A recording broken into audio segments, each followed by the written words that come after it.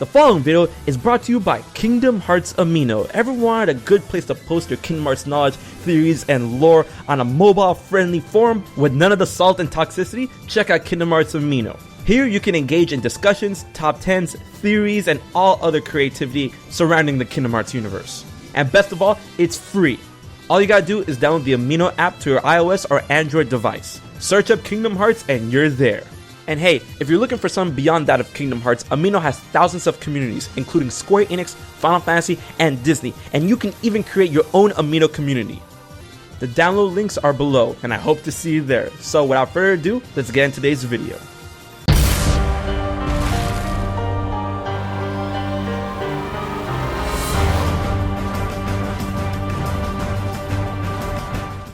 Hey guys, HMK once again, and I just wanted to make this little discussion video talking about the evolution of what Kingdom Hearts 2.8 could mean for the story of Kingdom Hearts and Kingdom Hearts 3. Because, I mean, yeah, sure, we have the final chapter prologue, it's supposed to complement 1.5 and 2.5, and Tetsuya Nomura and Taiyo Soi has said that you need to play this game in order to fully understand and appreciate Kingdom Hearts 3. And this goes along with Kingdom Hearts Key and Kingdom Hearts Unchained Key, which Kingdom Hearts Key finally ended not too long ago, and Kingdom Hearts Unchained Key is going along very smoothly and getting a lot of updates and whatnot.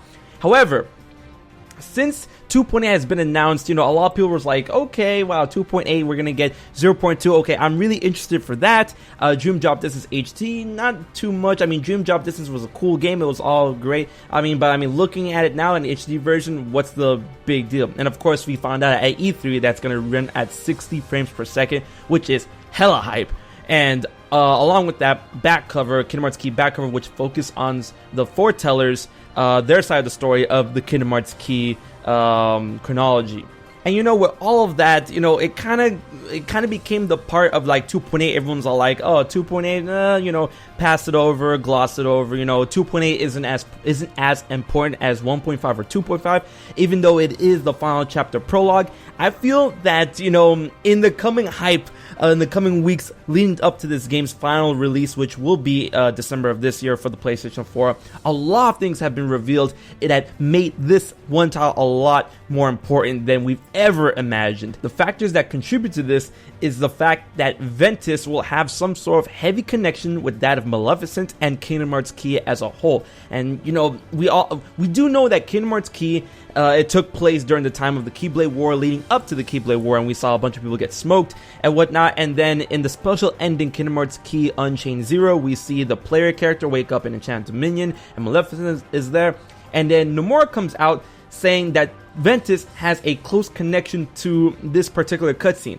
You know, nothing beforehand really pointed in this direction, besides the fact that Ventus was included in this artwork that Tetsuya Nomura drew for the 3rd anniversary for Kingdom Hearts Key, which includes Sora, Riku, Kairi, Skuld, Ephemera, Kiriti, and Ventus. And now we know Ventus has this big connection with Kingdom Hearts Key as a whole, and everybody's been making theories about it.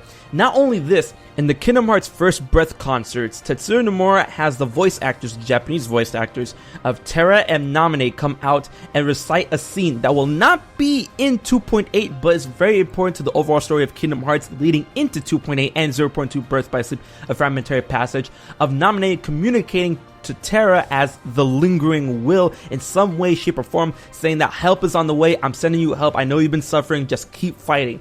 And what exactly is Terra fighting? I mean, Terra's mind is within his armor, but Terra's body and heart belong to Xehanort. Maybe that's what Naminé is saying, you know, keep fighting Xehanort. So now Terra and Naminé is thrown in the mix in ways we couldn't imagine, just like Ventus is thrown into the mix of Kingdom Hearts Unchained Zero. And then we finally have the reveal of the foreteller, or I should say the master that did not become a foreteller, Luxu, we exactly don't really know how it's supposed to pronounce. It's Luxu, but we finally have him revealed. I mean, we can't see his face. We don't even know the faces of the rest of the foretellers. They all wear some sort of hood with an animal, but this guy wears an organization coat, or I should say the precursor to the organization coat, and he is the original wielder of the Keyblade that Xehanort wields.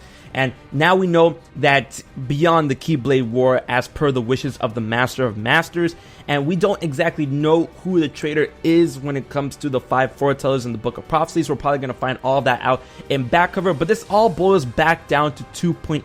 2.8 is going to reveal so much information about Kingdom Hearts. Sure, Dream Drop Distance is going to recap like the last ever game we've truly had in the series, but 0.2 and back cover, which are two completely new pieces of story and lore and stuff we're going to learn in 2.8, this is incredibly important. You know, Dream Drop Distance was a huge leap forward in terms of Kingdom Hearts lore and story when it comes to Xehanort's true motives and what we can expect in the final battle of Kingdom Hearts 3.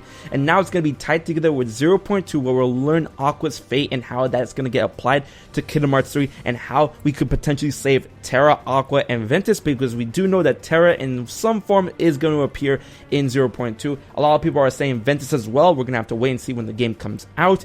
And then also, back cover will potentially reveal the motives behind the foretellers, the identity of the Master of Masters, who is the true traitor, and how all this applies to the Keyblade War, the Keyblade, and Xehanort. And with the game coming out in December, and now we already have the story elements revealed for Terra, Ventus, and Naminé, hopefully we'll get more answers to their individual connections to the grand end that is Kingdom Hearts 3, and possibly how they're connected to each other from Kingdom Hearts 1.5, 2.5, and Kingdom Hearts Key. This is honestly a lot of story to take in, and I really didn't expect this much story to be applied to Kingdom Hearts 3 before Kingdom Hearts 2.8 is going to come out, and I didn't even expect that 2.8 was going to add as much lore as it's already doing, and the game hasn't even come out yet. But you know, this is going to beg the question, how much lore is Kingdom Hearts 3 itself going to add up? Because all of this is building up to Kingdom Hearts 3 as the closer to the Xehanort saga, and we've got a huge amount of lore leading into 2.8, and 2.8 is just gonna put even more lore going into Kingdom Hearts 3, and Kingdom Hearts 3, just like Kingdom Hearts 1 and 2 before it, is probably gonna unleash a